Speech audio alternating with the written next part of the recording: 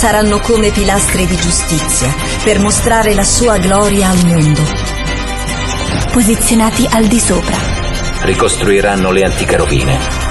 Rialzeranno i luoghi desolati del passato. Restaureranno le città devastate. I luoghi abbandonati da generazioni. Le nazioni per eredità. Le estremità della terra in possesso. Empower 2026. Potenziati per agire con autorità spirituale. Alleluia. Buongiorno Chiesa. Ci siete? Buongiorno. Allora, pensavo che era da sola. Allora, i nostri bimbi carissimi, che oggi ci sono tanti, giusto? Wow. Io torno, loro tornano, è così sempre. Noi abbiamo qui accanto una stanza per i bambini. Oggi sarà fino a 10 anni perché i pre-teens rimangono oggi, ok? Però di solito abbiamo anche un tempo con i pre-teens che è molto speciale, ma come siamo in vacanze non ci sono tante persone oggi, rimangono qui i pre-teens e i bambini possono andare insieme a Dani. Ok? Dani, se vuoi dopo andare soltanto avvisare perché c'è il piccoli, non si può andare senza i genitori. Ok? Ti porto io. Vai, se vuoi tornare dopo non c'è problema, puoi tornare. Avete più di 10 ragazzi? Ok, come volete. Dio benedica questo tempo anche con i nostri bambini, questo tempo di vacanze, abbiamo qualcosa di speciale per loro. Bravi, bravi, vai, potete andare. Vai Gabri, dopo puoi tornare se vuoi. Se lui non vuole andare non fa niente.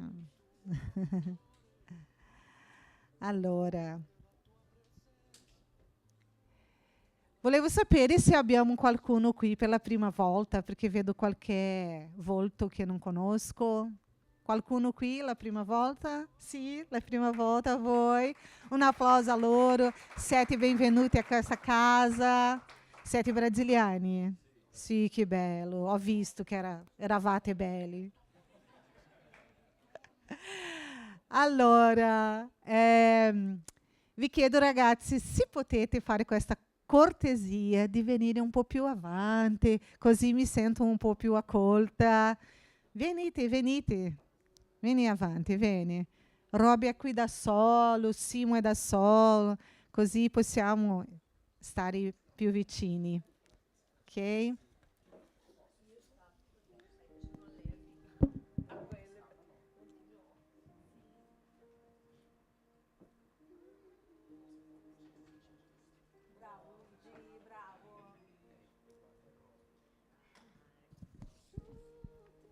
Alcuni pensano di crescere ancora, sono in piedi. Per crescere, si dice in Brasile, che è per crescere. Amen.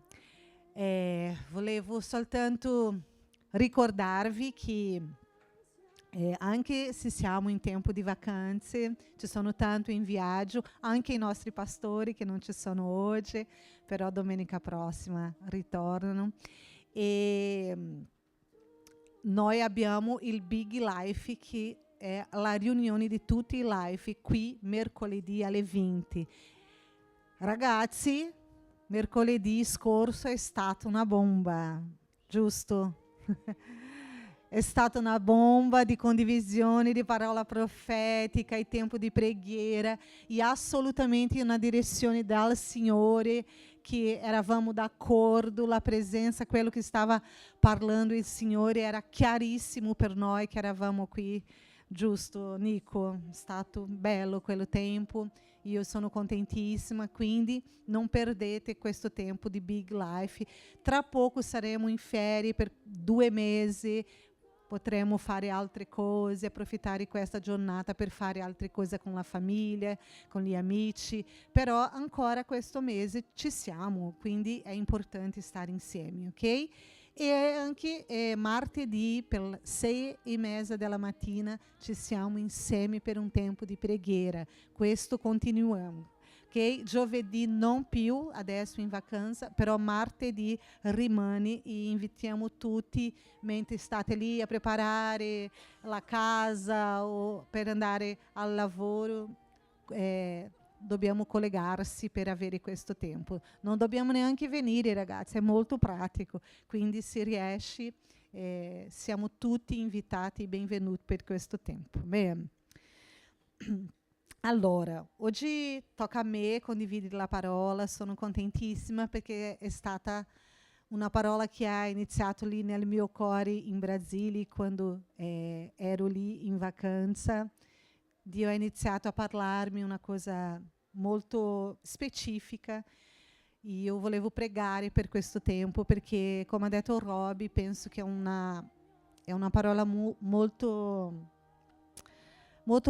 particolare e abbiamo bisogno della presenza del Signore. Amen. Quindi chiudi i tuoi occhi ancora un po'. Porta la tua mente per questo posto, non lo so cosa farai dopo, chi incontrerai, cosa mangerai, ma adesso noi siamo qui per il Signore, noi vogliamo dare tutta la nostra attenzione a Lui. Spirito Santo di Dio, io ti chiedo per questo tempo, per un tempo veramente della tua presenza, quello che hai messo nel mio cuore io condividerò, ma è la tua presenza che trasforma, è la tua presenza che fa qualcosa dentro di noi che l'uomo non può fare, e noi chiediamo la tua rivelazione. Apri la mente di ognuno di noi stamattina, che possiamo capire nel nostro spirito quello che tu vuoi condividere a noi. Aiutaci stamattina a stare attento a te. Noi dedichiamo questo luogo, questo tempo, la nostra mente a Cristo e dichiariamo: noi siamo tuoi, apparteniamo a te e nessuno può toccare o distrarre la nostra mente per questo tempo. Quello che tu vuoi condividere, parlare al nostro cuore, fa come vuoi, Spirito Santo. Eccoci qua la nostra vita, eccomi qui, aiutaci, papà, che la tua presenza possa essere chiara stamattina su di noi. Nel tuo nome ti chiediamo. Amen. Amen. Allora, questa luce deve veramente rimanere qui. Grazie. Meglio, grazie. Adesso non riesco a vedere, ma va bene. Ai, vecchio non è facile. Meglio. Allora, volevo condividere con voi, abbiamo un titolo per questa parola, e vi dico la verità, non è mia, ho preso in Brasile perché ero lì in una chiesa di alcuni pastori amici e ho visto un po', c'è una direzione per loro per quest'anno, per questa cosa, vi spiego, e ho trovato molto forte e lì Dio ha iniziato a parlarmi. L'amore di molti si raffredderanno, il testo è così, ma non di tutti. Questo non di tutti non è del versetto, ma è della Chiesa. È una risposta della Chiesa per dire Maranata. Non tutti, Signore. Io ci sono. Tanti cuori si raffredderanno in questo tempo, ma il mio no. E noi vedremo un po' di questa cosa oggi. E sai, ragazzi, se Dio è la persona principale, più importante della nostra vita, quindi ci serve assolutamente conoscere il Vangelo, conoscere i piani di Dio per noi. Dove è iniziato, come si forma, come si fa, dove finirà questo piano. Noi dobbiamo conoscere le cose del cielo, del regno di Dio. Altrimenti noi stiamo giocando di essere cristiani. e siamo soltanto un club. Siamo qui perché siamo tutti belli, gentili, è bello stare insieme, facciamo un po' di amicizia, conosciamo la gente. Ma se è só per questo, quindi non è essere cristiano. Essere cristiano è veramente conoscere i piani di Dio. E oggi vorrei parlare di un argomento che non è facile. Io ho detto, Dio, io per parlare di questa cosa, perché dico la verità, Luigi, già ho detto, io non parlo di questa cosa, perché non capisco bene, perché ho un po' di paura, quindi non parlo. Ma Dio, piano piano, mi sta svegliando per questa cosa che è molto importante. Scusa, sono un po'... Parliamo di escatologia oggi. Cioè, escatologia è il fine dei tempi. E di solito noi non vogliamo parlare di questa cosa, giusto, Luizinho? Mette un po' di paura nel nostro cuore. E è un po' complesso, però lo studio della fine dei tempi. Ma Elaine, perché parlare di questo argomento? Possiamo parlare di fede, di tante altre cose, perché non sta succedendo ancora. Sarà. Ma ragazzi, soprattutto volevo dire che devo dire una cosa importante. Noi stiamo iniziando, perché penso che Dio parlerà più volte di questa cosa con noi, ci insegnerà quello che è importante, non per essere quello tipo di persona che fa un po' di ipotesi, sai? Ma quando sarà? Ma quando torna Gesù? Ma quando sarà il fine del tempo? Ma noi siamo pós o pré-tribulazionista? Ma anticristo sarà Trump o non è Trump? È IA o non è IA? Cos'è? Quando parliamo di escatologia, non parliamo solo di questa cosa, perché non ci interessa sapere, perché la Bibbia è chiara, non sappiamo il giorno che Gesù tornerà.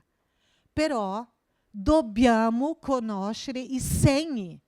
Come cristiani dobbiamo sapere i segni di questo tempo, stare attento. Amen? E soprattutto, perché? Perché studiamo su escatologia alla fine dei tempi?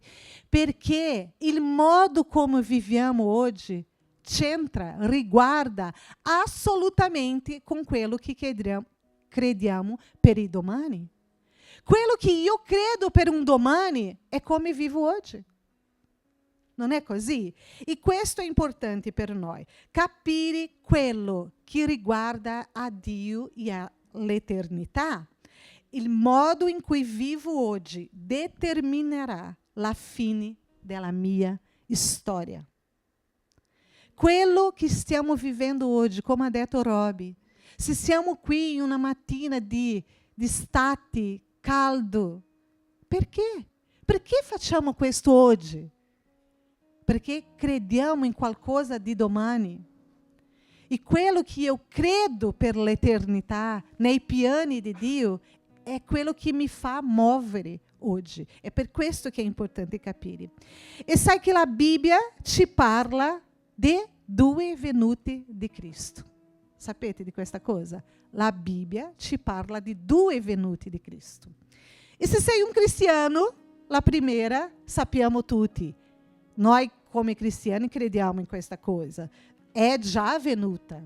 Quando Gesù è venuto come figlio di Dio vivente, si è incarnato come uomo in carne e è venuto in questo mondo per fare una cosa che io e voi non possiamo fare per noi stessi. Anche se siamo bravissimi, se facciamo tutte le cose delle regole, se siamo una persona etica, morale, non importa, perché la nostra natura c'è il peccato. È così, però Dio ha preparato un piano attraverso la vita di Gesù per riscattare la nostra vita. Quindi Gesù è venuto, si è incarnato come 100% uomo. ha vinto la morte in quella croce. Hai vinto due cose importanti lì che noi dobbiamo sapere: la morte e il peccato. E per questo ha riscattato la nostra vita ancora una volta. Perché devo dire una cosa importante: il Vangelo non inizia con la venuta di Gesù. Il Vangelo è iniziato quando, in Genesi 1, quando Dio è iniziato a creare il mondo, ha creato il mondo per noi. E noi dobbiamo capire questa cosa. Tutto che Lui ha fatto tinha um solo scopo: rapporto com i suoi figli. Ma noi sappiamo che il peccato si è intromesso nel mondo. E per questo, a causa della caduta, Gesù è venuto nella prima volta. È venuto come, ragazzi? Come uomo, come un agnello, è morto su una croce, ha passato per tante cose, ma Lui ha vinto. E con questo ha riscattato la nostra vita, ancora una volta, per Gesù. Questa è la prima volta, giusto? Abbiamo perdono di peccato, promessa della vita eterna. Amen? Questa è la prima volta. Però la Bibbia ci parla anche della seconda venuta. Non è come se Dio non avesse parlato nulla per noi. Questa seconda venuta è cosa? È il ritorno di Gesù, che la Bibbia chiama, chi lo sa? Maranata è un'espressione che noi chiamiamo ora viene Signore Gesù. Ma quando la parola, tutte le volte che tu leggi questo nella Bibbia, il grande giorno del Signore, quello giorno, a volte la Bibbia dice, tutta la volta che la Bibbia usa questa espressione è una riferenza alla venuta di Cristo.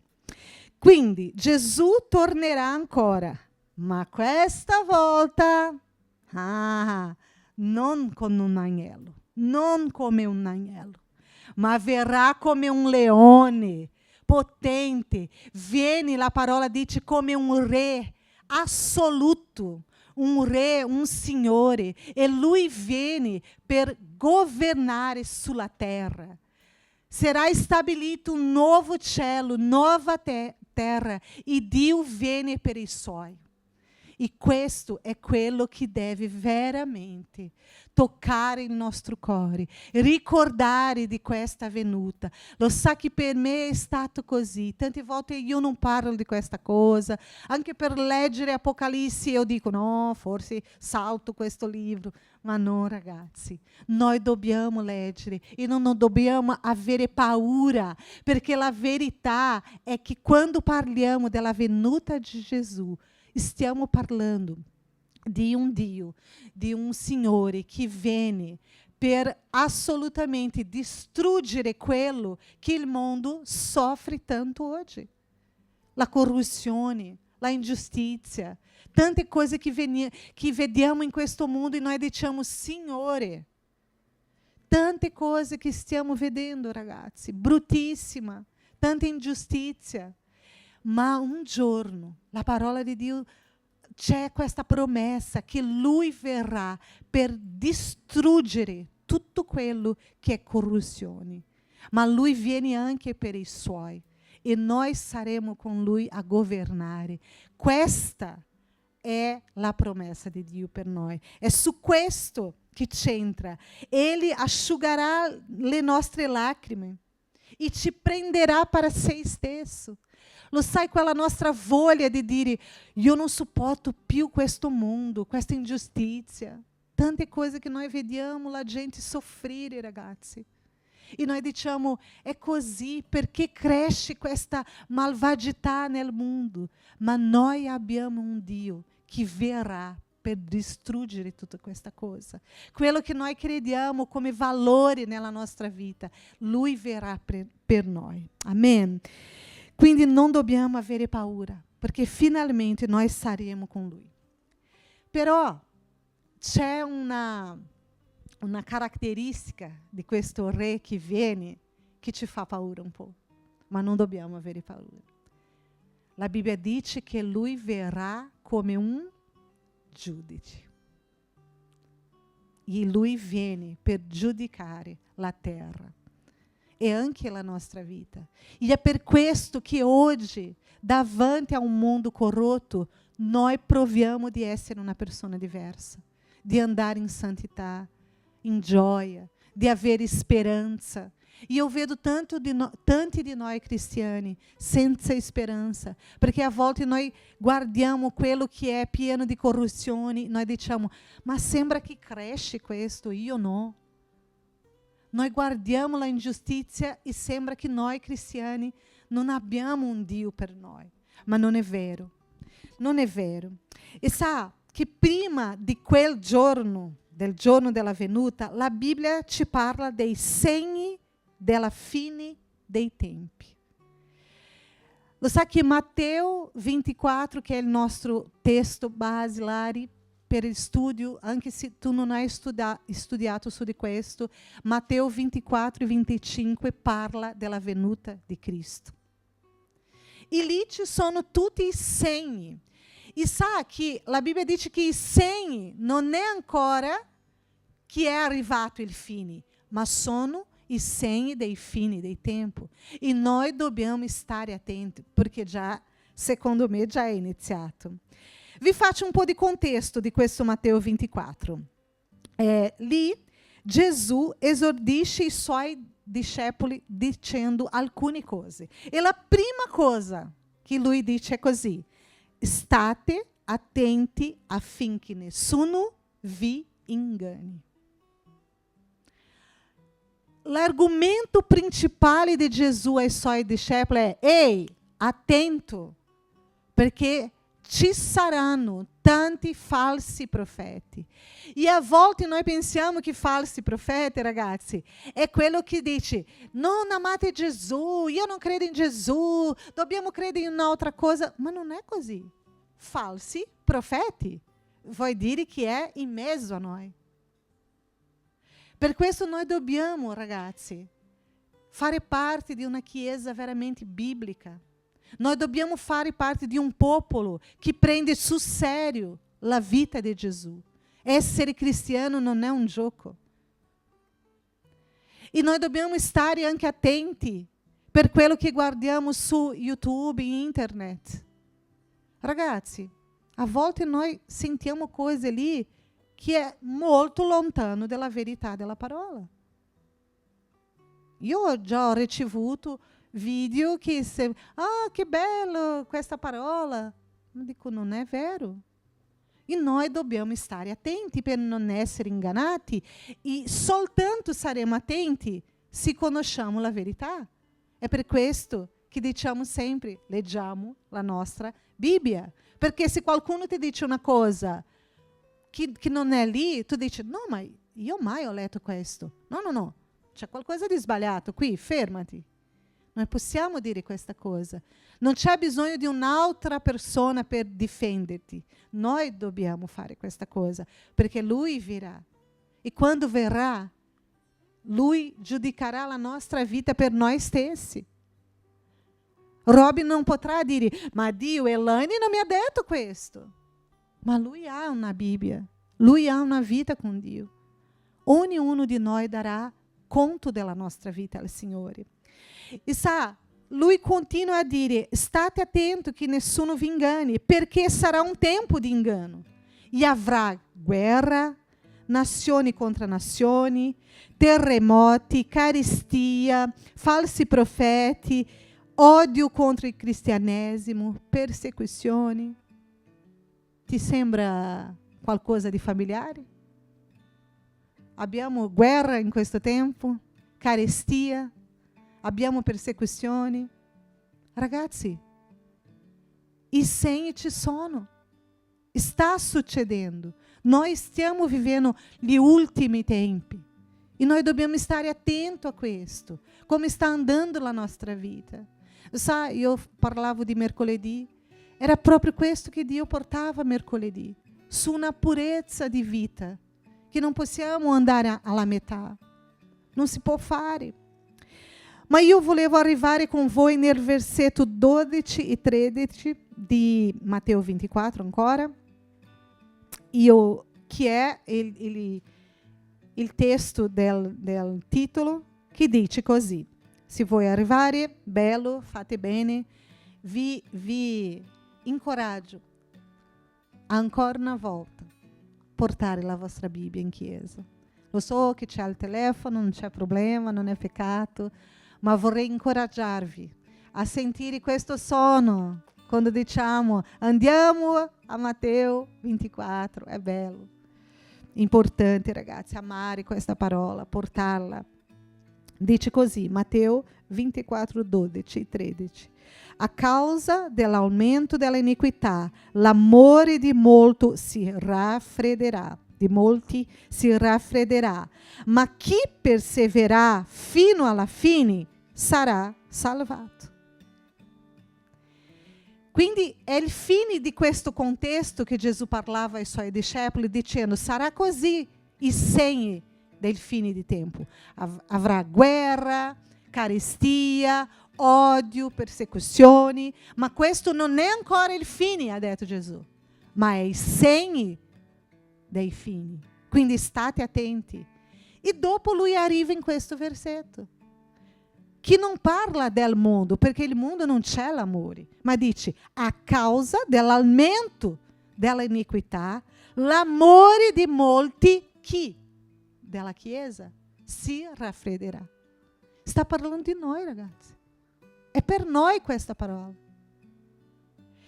E sa, guarda che interessante, versetto 13. Ma chi persevererà fino alla fine sarà salvato. Ma noi diciamo, noi siamo salvi in Gesù, e è vero. Ma noi abbiamo una storia, questa parola in italiano è difficile, una carriera, giusto? Grazie. Una carriera a fare. E noi conosciamo tante persone che in mezzo a questa carriera hanno mollato. Quindi la salvezza è stata persa. E la Bibbia dice: stai attento, perché la iniquità cresce. E questo raffredda il nostro cuore. A causa di quello che dicevo. A volte noi guardiamo il mondo e diciamo: ma limpio cresce, limpio va bene le tue cose, io sono qui a soffrire per fare tante cose. E a volte il nostro cuore si raffredda, perché non vediamo le promesse essere compiute. E sai, ragazzi, quando parliamo di amore, la Bibbia ci insegna chi è amore. Noi sappiamo chi è amore. La Bibbia dice: Dio. Dio è amore. La essenza del cuore di Dio è amore. E quando lo conosciamo, anche noi siamo colmi di questo amore. Siamo riempiti di questo amore. E è questo amore che ci capacita a vivere una vita diversa dagli altri. Una vita con pietà, con santità. È questo amore che fa questo servizio. Per questo perdere questo amore o raffreddare il nostro cuore è molto pericoloso. E sai, Chiesa, non so se sapete questa cosa, ma il contrario dell'amore non è odio, giusto? Non è odio. Perché odiare è ancora sentire qualcosa. Ma il contrario dell'amore è la indifferenza. È quando il nostro cuore è cauterizzato. Non sentiamo nulla. E ragazzi, tante volte è così. Ah, in Venezuela è morto 600. Ah, ok. Ma sa che in Brasile ele ha avuto una esperienza pazzesca, perché da quando siamo qui non eravamo tornati ancora, fa 8 anni fa. E quindi, quando lei era tornata, noi andiamo lì in alcune città, soprattutto nella della mia mamma, a Londrina, e c'erano tante persone che vivevano nella strada, per la strada. E lei non vede questa cosa qua. E quindi lei diceva: no, ma abitano dove? Non, filha, non hanno casa. Vivono per strada. Come mai, mamma? Io ho visto un cuore che non era cauterizzato, perché io avevo passato, e lei no. E questo è un cuore con amore, vedi? Quando c'è qualcosa nel nostro cuore che è sensibile ancora. Quindi la lotta degli ultimi tempi è questa, ragazzi: non perdere l'amore, non perdere la speranza davanti a un mondo corrotto, a un mondo decaduto, ingiusto, che sceglie vivere nelle tenebre. Ragazzi, la gente sceglie di vivere così. Questo è il nostro scenario mondiale, non è vero? È soltanto io che sto vedendo questa cosa. Basta guardare un telegiornale, noi vedremo questa cosa. Questo è il scenario. E vi dico una cosa triste, però biblica: peggiorerà. Peggiorerà. Ma sì, io prego, dobbiamo pregare, ma la Bibbia dice che peggiorerà a causa della iniquità. E il fine dei tempi sarà così. Noi vedremo cose più brutte, più cattive che già abbiamo visto. Io non guardo più le cose dal Brasile perché mi spavento in un modo con bambini, misericordia. Non riesco neanche a guardare quella cosa che è il mio stomaco. Perché è la malvagità crescendo. Ma mentre cresce la malvagità, deve crescere il nostro amore. Dobbiamo fare il contrario, perché l'amore di tanti si raffredderanno, ma non tutti. Ma noi dobbiamo scegliere questa cosa. Io sarò della categoria non tutti, ma non sarà facile. Ma vi racconto velocemente una allegoria, una storietta, che mentre ero lì a casa della mia mamma, c'è una casa grande lì nel giardino, io ero lì fuori a leggere qualcosa, e c'era un cagnolino del mio zio, che abita in casa in fondo della mia mamma, c'è un zio lì, e lui era uscito, e il suo cagnolino, che si chiama Ducche, era lì davanti al cancello, e io ero lì a leggere. Da un tratto ho iniziato a guardare quello cagnolino. Quello mi ha chiamato tanto l'attenzione, e ragazzi, molto fantastico, che lo Spirito Santo ha iniziato questa parola lì. Ho iniziato a vedere quello cagnolino e lui dondolava la coda così, entusiasmato, in ansia, e tutta la gente che passava, lui guardava per vedere se era il mio zio. E Dio mi ha iniziato a parlare. Io l'ho chiamato, ho detto: vieni Duque, vieni qui all'ombra, perché lui era al sole, vieni che ti do qualcosa da mangiare. Nulla, non si muoveva. E lui era lì, ma ragazzi, più di 2 ore. Lui è stato lì a aspettare il mio zio nel sole. Io lo guardavo e ero così impazzita. Io dico: ma non vieni da me? Anche se lo chiamo per dare da mangiare, non veniva. Perché aspettava il suo padrone, senza distrarsi. E guarda che il mio zio non è una persona così gradevole. Ma per lui è il suo padrone. È il suo padrone. È il suo signore. In portoghese si dice il suo dono. Appartiene al mio zio. E quello cagnolino è rimasto lì e guardava ogni persona che passava così in ansia, perché voleva vedere il suo proprietario, il suo padrone. E quello ha toccato il mio cuore subito. E Dio, lo Spirito, ha iniziato a parlarmi lì. Come tu stai mi aspettando, Elaine? C'è aspettativa così? Anche se non siamo cani, ragazzi, è un'allegoria soltanto. Ma noi abbiamo un Signore. Noi abbiamo un padrone che sta per tornare. E come stiamo aspettando? Io vi chiedo come stai aspettando il ritorno del suo Signore. Concentrato o distratto?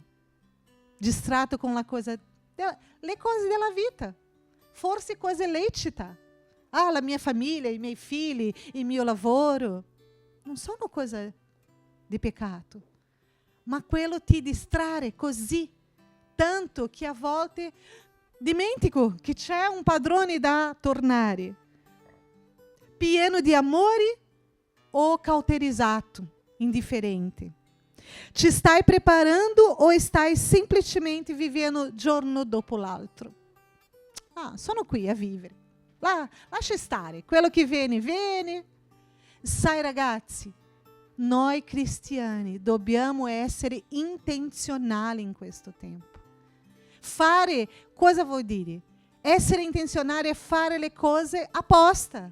E fare le cose perché lo so che questo gradirà il mio padrone che non è ancora qui in persona. Perché come abbiamo letto, lui tornerà.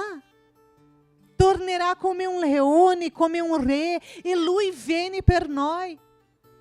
La parola ci insegna che i giorni saranno così mali, ma che Dio ha, non so se questa parola è giusta, abbreviato il tempo dell'attesa per amore a noi, perché altrimenti noi non riusciamo a stare fedeli.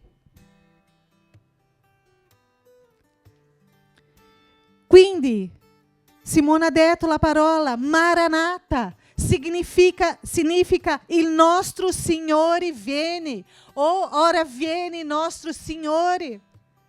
E è una parola che i giudei usano tanto, è una espressione di speranza, di attesa per il ritorno di Cristo Gesù, che verrà come un re, si sederà a Gerusalemme sul trono di Davide, compirà tutte le profezie, quello che è iniziato in Genesi. Noi stiamo in mezzo, ma c'è un fine, e questo fine è il ritorno di Gesù. E a volte noi ci dimentichiamo di questa cosa, ragazzi. E perché dimentichiamo questa cosa che succederà ancora? Oggi non riusciamo a vivere tante volte in modo intenso per il Signore. Sai, siamo persona maranata? Pensi di rientrare in questa categoria, ma non tutti? O noi siamo di quelli che si raffredderanno? Perché ci sono due categorie. Quelli, prima, che si raffredderanno, tanti, la Bibbia dice, e quelli di non tutti. Dove pensi che sei oggi? Vi racconto velocemente una storia biblica che è lì in Secondo Croniche 25, 1 e 2. Larissa, si può mettere per noi? Amazia, il re, aveva 25 anni quando iniziò a regnare e regnò 29 anni a Gerusalemme. Il nome di sua madre era Joadà di Gerusalemme. Versetto 2 dice così, passa un altro, e fece ciò che era giusto agli occhi del Signore, che bello, ma non con tutti il cuore.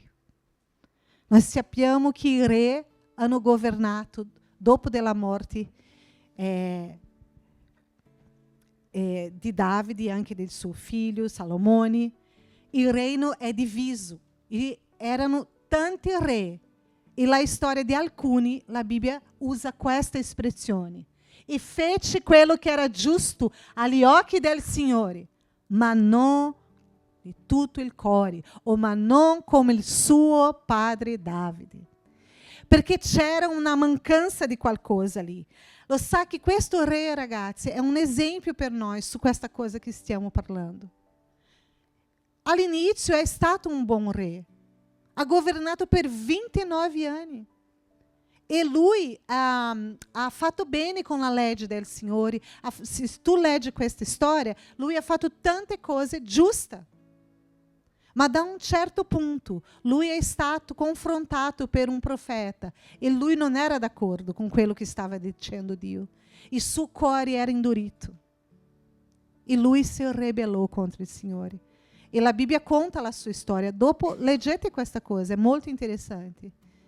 E la sua morte è stata bruttissima. È stato tradito dai suoi, è stato morto, e morto in ribellione.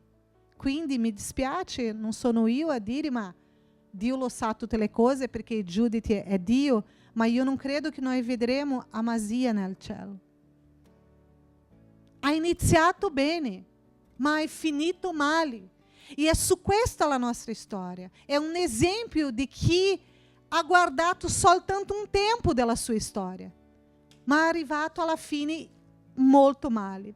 È importante iniziare bene, ma è la fine della nostra carriera che determinerà nella nostra storia il destino finale. Amasia non è entrato nella categoria, ma non tutti, ma è rientrato nella categoria il cuore raffreddato per il male, per l'iniquità, anche per la superbia. La Bibbia dice che lui è stato orgoglioso. Il profeta ha sempre consigliato quello re, ma un giorno lui ha detto: non vorrei il tuo consiglio, vorrei fare il modo mio, perché lui voleva la sua propria volontà. E è andato malissimo il suo fine. Questo è triste, ragazzi. E vi chiedo, tanti di noi conosciamo persone che hanno mollato. Lo sa che adesso in Brasile io sono stata molto contenta di vedere tante persone. Io ho discepolato tante persone in Brasile, con tutto il tempo che ho vissuto lì. Mi sono convertita con 18 anni e ho iniziato a sempre stare in chiesa e a curare la gente. E gran parte di questo giovani, che oggi sono già un po' invecchiati, sono fuori. Perché un giorno hanno deciso fare le cose al modo suo. Ragazzi, ognuno di noi ha una storia da portare a compimento. Il modo in cui attendiamo Cristo determinerà la nostra eternità. Non è un scherzo. Certo che possiamo passare per tempo difficili. Ma ti rendi conto di quanto è importante guardare il nostro proprio cuore e dire: qui sto raffreddando, è un po' raffreddato questo cuore. C'è freddezza qui, sono un po' tiepida. E volevo soltanto evidenziare 3 caratteristiche di qualcuno che rientra in questa categoria, ma non tutti. Quello che saranno ancora guardando il Signore. La prima, integrità di cuore significa totalità, completezza, qualcosa che è intero, senza che manchi alcune parti. Può anche indicare la pienezza o la perfezione di qualcosa. Ragazzi, essere integro è non dare nessuna parte a noi stessi oppure all'inimico. Essere integro è non fare come Amasia, ma non con tutto il cuore. Io sono una persona buona. Io sono una persona carina, io vengo in chiesa. A volte vado anche in live. Ci credi? Anche in live faccio questa cosa. Una volta all'anno digiuno. Sai, ragazzi, noi dobbiamo uscire di questo logo che il Vangelo è una lista di regole da fare. Non c'entra con questo. C'entra con il nostro cuore. Di essere una risposta a Dio. Carol ha iniziato a parlare questo oggi. Di dare una risposta al Signore. Abbiamo cantato su questa cosa. La integrità è quella capacità di continuare con il cuore ardente, anche di fronte a un mondo malvagio, ingiusto. Secondo Crônica 16:9a dice così: gli occhi del Signore, io amo questo versetto, scrutano tutta la terra per mostrare la sua potenza a coloro il cui cuore è interamente dedicato a Lui. Interezza. Non possiamo andare alla metà con Cristo. Io non posso appartenere più a me stesso. Non è la mia volontà che comanda la mia vita. Secondo, intensità. È il livello di forza, profondità o energia con cui qualcosa accade, viene percepito o realizzato. Intensità. A volte noi diciamo, no, la costanza è importante. Certo, sono d'accordo. La costanza è più importante che la intensità, ma non vuol dire che la intensità non è importante. Quando la Bibbia parla di un cuore freddo, si riferisce a qualcosa che ha perso la sua intensità. Quindi io posso avere un cuore per Dio, ma senza intensità. Io sono qui. Lasciami. Vado quando voglio, vengo quando voglio, parlo quando voglio. Senza intensità.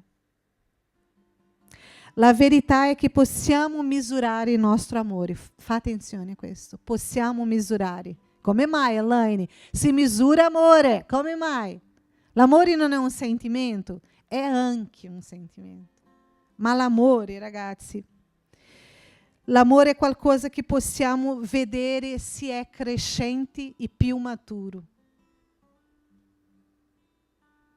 Lo sai che quando andiamo con una persona per tanto tempo, noi vediamo crescere. Io posso dire un po' di questo di Simo.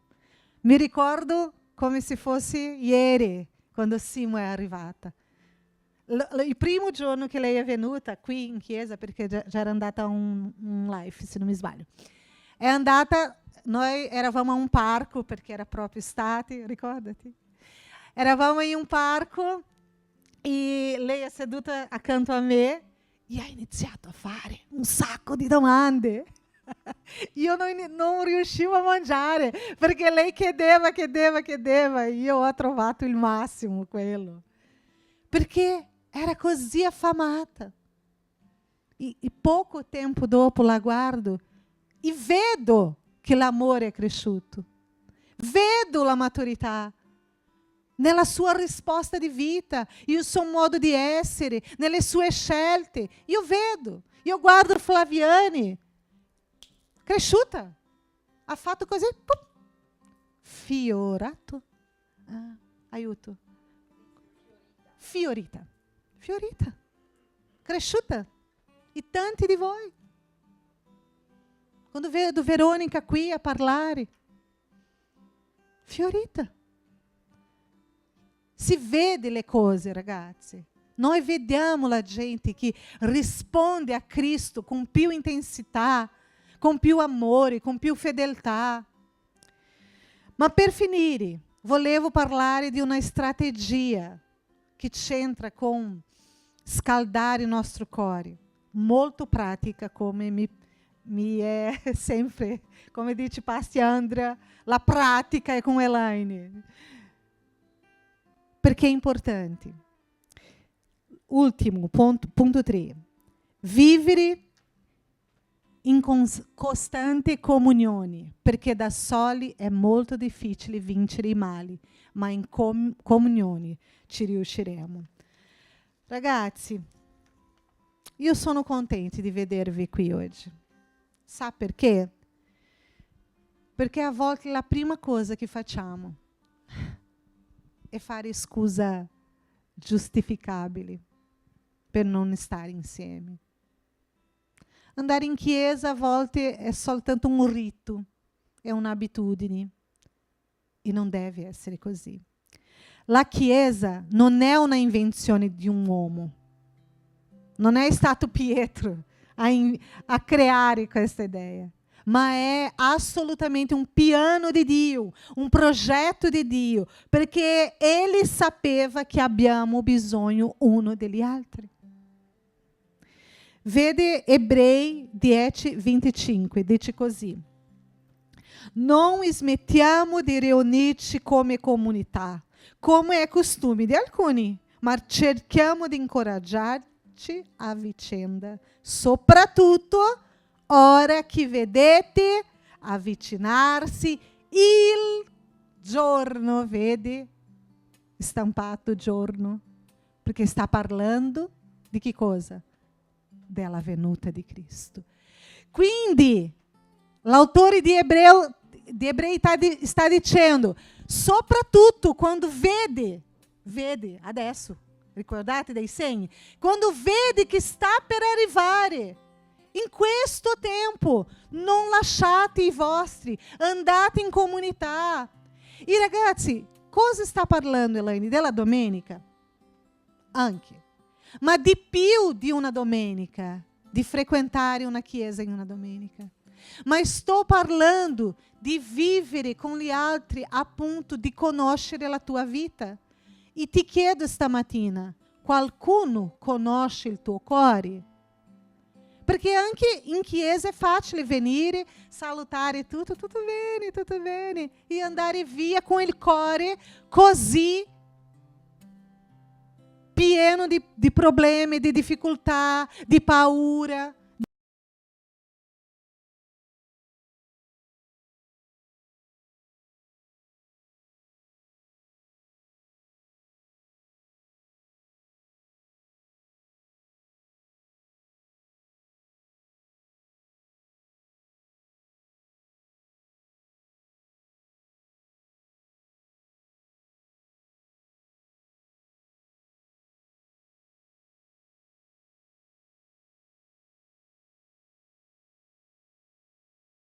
C'è difficoltà, affronta problema come tutti. Non c'è un peccato che sia così vergognoso, ragazzi. Dobbiamo aprire il nostro cuore uno per gli altri. È lì che c'è perdono di peccati. Dobbiamo frequentare a casa uno degli altri. Dobbiamo prendere un caffè a volte. O un succo, perché adesso è troppo caldo. Ma dobbiamo stare uno con gli altri. Mi piace tanto quanto a volte alla fine del gospel uno dice: noi stiamo andando al parco, noi stiamo andando al centro commerciale, perché l'importante è stare insieme, è scambiare vita. Vi incoraggio a stare in un life, ragazzi. Perché come ha detto, forse non mi ricordo bene, Roby, mercoledì, forse avrà un tempo, che sarà tra pochissimo, non avremo questa libertà di riunirsi come chiesa, ma potremo ancora andare a casa uno degli altri, sedersi al tavolo, perché al tavolo ci sono tanti perdono, scambio di vita, amicizia, fortificare la fede di uno degli altri. Vero, ragazzi? È nella convivência che ci infiammiamo, anche di fronte a un mondo malvagio. E sai, la domanda del Signore oggi è: come sta andando la tua storia? Ha iniziato bene. Forse sei in mezzo alla tua storia, ma come stai aspettando Cristo? Com integrità? Ou sei um po' qui, um po' lá? Com intensità? Ou sei quella persona tiepida? Io vengo qui, vado via, nessuno mi conosce. E è così, è della mia personalità. Chiesa, non esiste questo. Non esiste. Dire, no, il mio modo è diverso. La Bibbia parla della comunione. Non possiamo scappare di questa cosa che dice la parola e giustificare dicendo: non è la mia personalità, il mio carattere.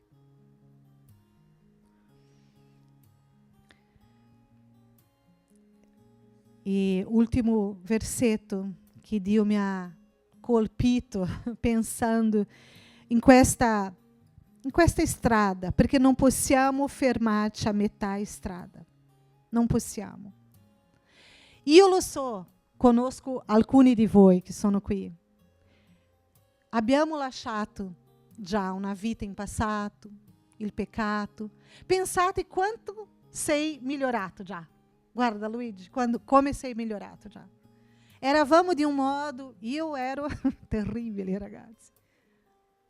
A volte lo so ancora, ma sono migliorata. Dio ha fatto tante cose nella mia vita.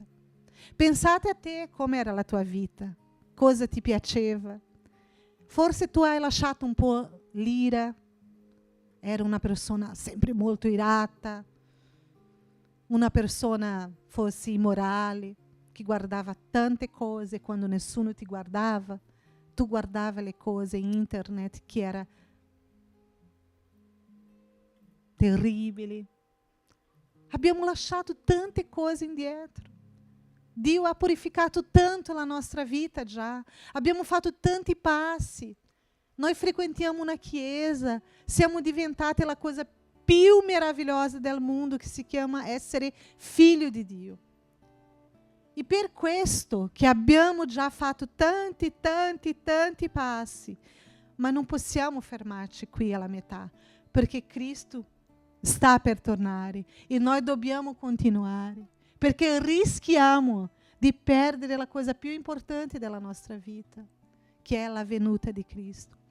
E sai ragazzi, la venuta, Giuliano mi ammassa perché sono uscita dal mezzo, scusa. La venuta di Cristo non c'entra, ragazzi, con questa preoccupazione di sapere quando tornerà, qual è la data. Non c'entra con questo, ma c'entra con Lui. Quello che dobbiamo desiderare è Lui. Non è sulla data, perché alcuni studiano e parlano e hanno tante ipotesi quando sarà, quando non sarà. Noi non dobbiamo amare l'evento della venuta, ma la persona della venuta, perché Lui tornerà per noi. Ma oggi, in mezzo alla strada, noi dobbiamo fare quello che ha parlato Paolo una volta. Secondo Timoteo 4, 7 e 8. Possiamo leggere insieme, per favore? 1, 2, 3. Combati il buono combattimento. Ho terminato la corsa. Ho conservato la fede. Ora mi è riservata la corona della giustizia, che il Signore, giusto giudice, mi darà in quel giorno, e non solo a me, ma anche a tutti coloro che amano la sua venuta. Già aveva percepito che in questo testo che noi conosciamo l'inizio di solito parla della venuta? Paolo lì era a Roma per morire. E lui dice: Ehi Timoteo, ho combattuto, ho conservato la fede e ho terminato la mia corsa, perché Gesù non era venuto lì, ma la corsa che apparteneva a lui fare, lui aveva fatto. Quindi per lui Gesù è tornato. Ma ora mi è riservata la corona della giustizia.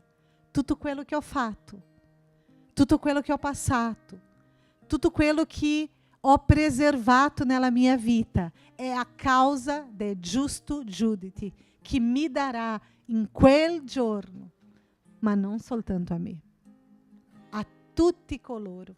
Siamo noi, ragazzi. Questi coloro siamo noi che avremo una corona davanti al Signore in quel giorno, il giorno della venuta.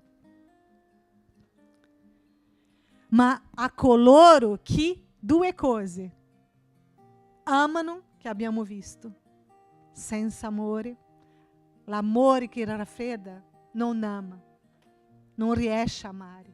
Che cosa? la sua venuta. Guardate che interessante, lui non dice quello che ha guardato la fede soltanto, ma quello che amano, non a me, ma la mia venuta, ossia quel giorno, perché io credo in quel giorno sopra tutte le altre cose. E noi dobbiamo stare attenti in questa cosa della seconda venuta di Cristo, perché noi stiamo vivendo i segni. E questa parola, ragazzi, potete alzarvi, per favore? Questa parola è per svegliare nel nostro cuore il timore del Signore. Io non lo so voi, ma io dormivo un po' su questo argomento. Non parlavo, non pensavo, non leggevo. Vivevo oggi. Ma quello che volevo dirvi veramente come una verità del Signore per noi, Chiesa, è quello che sto vivendo oggi deve essere a causa della venuta, altrimenti io non ho forza per rimanere santo, con il cuore riscaldato. Io raffredderò il mio cuore in mezzo alla strada se non amo la venuta. Io avrò la corona perché amo la venuta. O que é la venuta? É Cristo. Não é o evento. Não é o evento que conta. Mas é a persona que viene per noi. Sai, ragazzi, io credo che quello che Dio sta provando a mettere nel nostro cuore. Io vedo ancora quello cagnolino a aspettare il suo padrone con tanto amore, così concentrato. Lui non era distratto, lui non era raffreddato, lui non si è venduto per un piatto di cibo o per stare all'ombra che era più confortevole. Quello cagnolino è stato trovato fedele quando il mio zio è tornato. Lui saltava di gioia. Lui era così contento, lui guardava soltanto il mio zio. E quello che Dio mi parlava quello giorno, io spero che il tuo cuore sia così, Elaine. Intenso, íntegro. Tu non negozierai nulla. Nulla può essere più grande di me per te. Qual è il desiderio del tuo cuore? Chiudi i tuoi occhi, ragazzi, noi stiamo per finire, ma lo Spirito vuole toccare il nostro cuore. Questo è una cosa molto individuale. Anche se tu sei qui con il tuo marito, moglie, figlio. Anche per i pre-teens che è qui, è una parola per ognuno di noi. Gesù tornerà come un giudice e lui vuole trovare la tua vita fedele. Dice, Signore, io non voglio scambiare nulla per te. Io voglio te. Io non lo so se tu conosci questa canzone, ma volevo darti qualche minuto per tu parlare con il tuo Salvatore.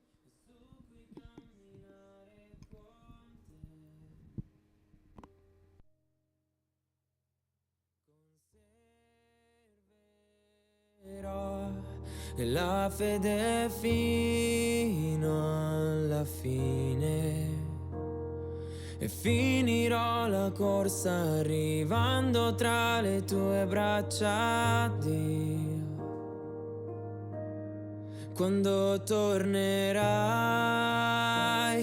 e finalmente io ti vedrò e mi dirai ben fatto, fedele servo, entra nella gioia con me. Quando tornerai e finalmente io ti vedrò e mi dirai ben fatto, fedele servo, entra nella gioia con me.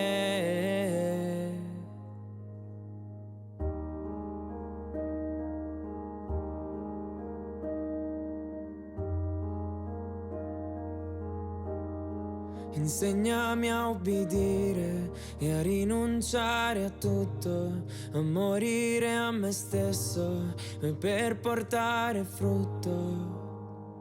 Io voglio che tu sia orgoglioso di me. Insegnami a obbedire e a rinunciare a tutto, a morire a me stesso per portare frutto. Io voglio che tu sia orgoglioso di me. Insegnami ad amare e ad onorare il patto, uccidere l'orgoglio ed avere un cuore santo. Io voglio che tu sia orgoglioso di me quando tornerai e finalmente io ti vedrò. Mi dirai ben fatto, fedele servo, entra nella gioia con me quando tornerai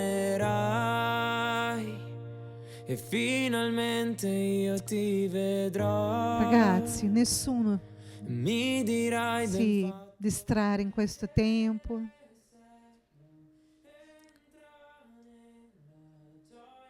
Timore alla presenza del Signore. Sai, io vivo per questo giorno, quando Lui tornerà e dirà: ben fatto, servo mio, ben fatto, Elaine. Io vivo per questo giorno. E tutto quello che noi viviamo oggi è per questo giorno. Per il giorno che saremo davanti a Gesù. Sai, ragazzi, quanto Lui è reale, quanto è vero che Lui tornerà. E a volte in questo mondo noi ci dimentichiamo di questa cosa. Che c'è un piano com um princípio, um mezzo e um fine. E eu voglio che tu sia orgoglioso di me. Tu puoi dire questa cosa, Signore? Non a causa della mia performance, ma a causa del mio cuore. E eu voglio che tu sia orgoglioso di me, Padre, perché io ho risposto una vita di fede, anche davanti a un mondo caduto. Io non sono uguale. Io ho scelto di essere diverso. Io ho scelto di aspettare te in una vita di pietà, di santità. Ho scelto di essere una persona diversa. Io non rientro in quella categoria del cuore di tutti si raffredderanno, ma io rientro in quella categoria di non tutti. Io voglio rientrare. Forse oggi tu non puoi dire questa cosa, io non posso dire questa cosa, perché il cuore è raffreddato. Ma lo sai che questa è un'opportunità che Gesù ci sta dando, Chiesa, di dire: Signore, io sono qui, aiutami a essere intero, aiutami a essere intenso, aiutami a vivere in comunione, perché oggi io me ne frego per tutto questo, ma io non voglio continuare così. Ricorda che l'amore è misurabile, che noi possiamo guardare alla nostra vita, ognuno di se stesso, non c'entra con essere giudicato per gli altri, ma per se stesso, e dire: io giudico a me stesso, per la risposta del mio cuore. Gesù, perdonami, perché il mio cuore oggi forse è freddo, ma io ti chiedo, questa parola non è per giudicare la tua vita, ma è per riscaldare il tuo cuore una volta ancora.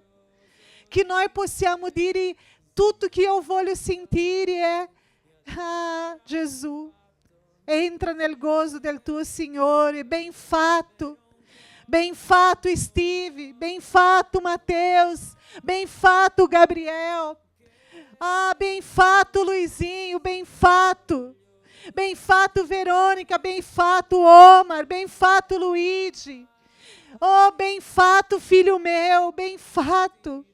Você é stato fermo, sei lì firme, ah, senza guardare il mondo, ma guardando a me, guardando alla mia fedeltà che arriva.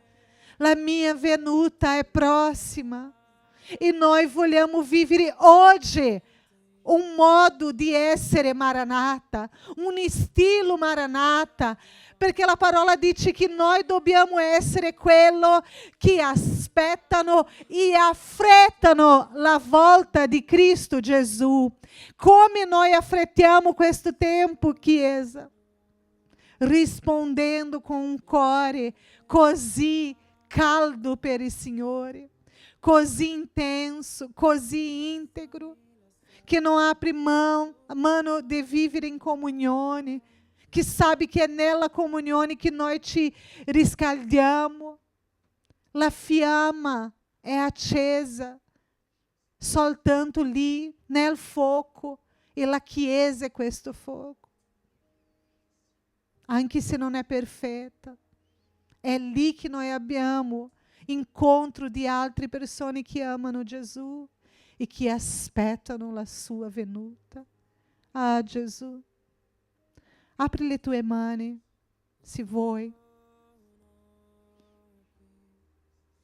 Apri le tue mani e dici stamattina, sia sincero con Gesù, ragazzi. Tu sei la Chiesa, il Signore ti ama. Se il Signore ci sta portando ancora questa parola a noi, è perché Lui vuole che il nostro cuore possa riscaldarsi per Lui, per amore a Lui. Noi non saremo di quello che si tirano indietro, ma noi saremo quello che si permette essere riscaldato ancora e ancora, ogni domenica, ogni giorno che ho il mio tempo segreto con il Signore. Riscalda i cuori della tua Chiesa, Signore. Riscalda il nostro cuore per te. Noi non vogliamo soltanto lavorare, stare in una scaletta nella Chiesa. No, noi vogliamo essere suo popolo, che ti ama, che aspetta la tua venuta. Che la tua venuta sia la cosa più importante per la nostra vita. E eu voglio che tu sia orgulhoso di me. Io voglio che tu sia orgulhoso di me, Gesù. Perché io ho aspettato. Ti ho aspettato ogni giorno e continuerò a aspettarti, perché vale la pena, ragazzi. Vale la pena aspettare questo Re. Un giorno noi saremo con Lui. E questa è la cosa più bella del nostro futuro. Essere con Cristo. Amen. Grazie, Gesù. Grazie per la tua Chiesa. Questa è una parola per tutti noi. Per tutti noi. Grazie per la tua parola, grazie per la tua presenza, grazie per ogni fratello, ogni sorella di questa casa, grazie per la vita dei nostri pastori, grazie Signore per quello che stai facendo, grazie perché questo è l'ultimo mese in questo luogo, perché saremo in un posto più grande per aprire spazio per più persone arrivare. E noi vogliamo stare gioiosi di questa cosa ogni giorno. prendi cura della tua chiesa, prendi cura del nostro cuore. Io chiedo, papà, per questi che sono qui, ma anche per tutta la chiesa, che il cuore sia riscaldato, che l'amore, che l'ansia, che l'aspettativa per la tua venuta possa veramente questa settimana bruciare nel nostro cuore, papà, che questo possa fare il nostro cuore accendere per te come da tanto tempo non era acceso. Io chiamo Spirito Santo di Dio, soffia sul tuo popolo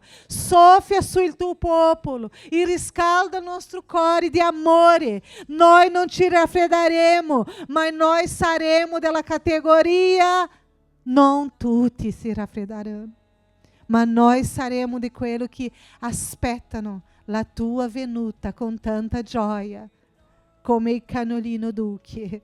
Face, papà, face, come il cagnolino Duque, il nostro cuore, nel nome del Signore Gesù. Grazie, papà. Alleluia. Amen. Tu puoi dire un amen vero su questa cosa? Amen. Dio benedica questa settimana. Settimana prossima i pastori ci sono. Amen. Fa un abbraccio prima di andare via. Comunione, ragazzi. Non andate via senza un abbraccio, ok? Dio benedica.